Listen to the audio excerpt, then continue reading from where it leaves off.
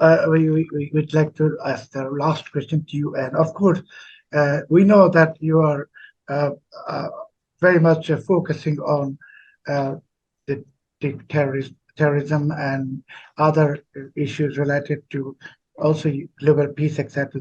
So, since 2009, a secularist government is in power in Bangladesh under the leadership of Prime Minister Sheikh Hasina, and this government has been vigorously confronting terrorism and religious extremism. Sheikh Hasina has combated those insurgency groups which were active in India, and using Bangladesh soil, those has been uprooted by Sheikh Hasina's government. Now, in 2024, next year, Bangladesh will be holding another general election where Islamists, as you mentioned, Jamaat Islami, Islamists, Bangladesh Nationalist Party, Islamists, they are trying to come to power. In the recent time, it is seen that Islamists in Bangladesh are unfortunately getting support or sympathy from the Western countries, particularly the US Biden administration. Do you think for a Muslim majority country like Bangladesh with 180 million population, any Islamist government is pose serious threat to the region and also to India? First, I'd like to sort of underline very strongly, I have written about this again and again. I think what Sheikh Hasina's government has done in the last 10 years is a virtual miracle. I do not see comparable turnaround in any other country. I do remember, perhaps a little fanciful, but in early 2000s, I think 2002 or 2003, somebody in India had written a book titled Bangladesh, the Next Afghanistan. I disagreed with that even then. But at a certain level, the perception was that Bangladesh was really on the cusp of, a Islamist takeover, that terrorism would, the fleeing terrorists from Afghanistan were all going to collect in Bangladesh, and Bangladesh is going to come to an explosive situation. But Sheikh Hasina and her government has done a tremendous job in suppressing these groupings, in dismantling them. Some very low level, I mean, to the extent that now we find that they are finding it safer to, move into India rather than operate in Bangladesh. So some of these groups and their leaders have moved, tried to cross the border, have been arrested in India. Others are presumably hiding somewhere in India also.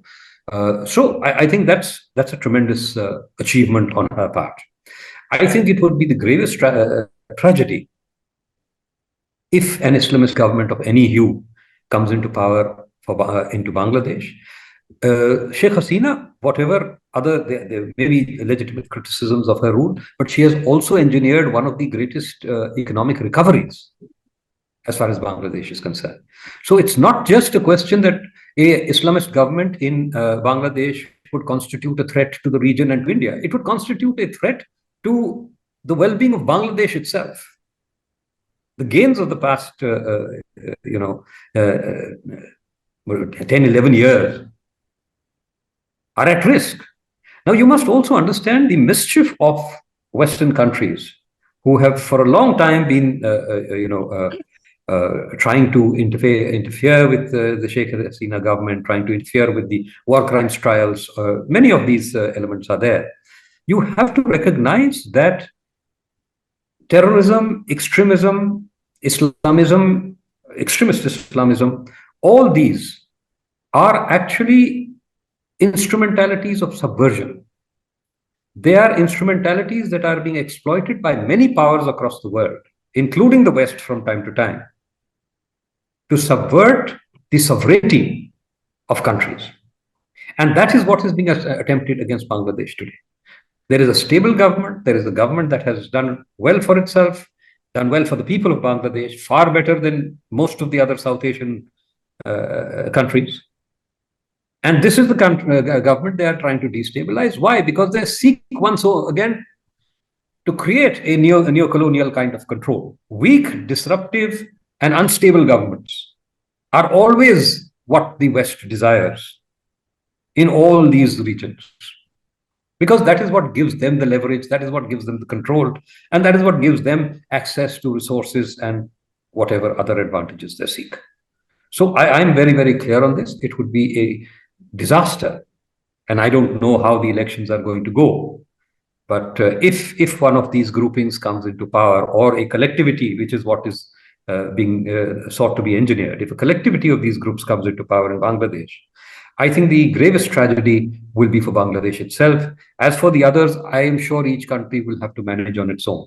Some overflows will be there, but the gravest damage will be to Bangladesh itself. We have reached to the last moment of our interview, and thank you very much for your valued time. And we both hope that Islamists will not succeed in coming to power in Bangladesh. We definitely a secular government like that of Sheikh Hasina in this country for Bangladesh prosperity and for the peace and also for the regional security.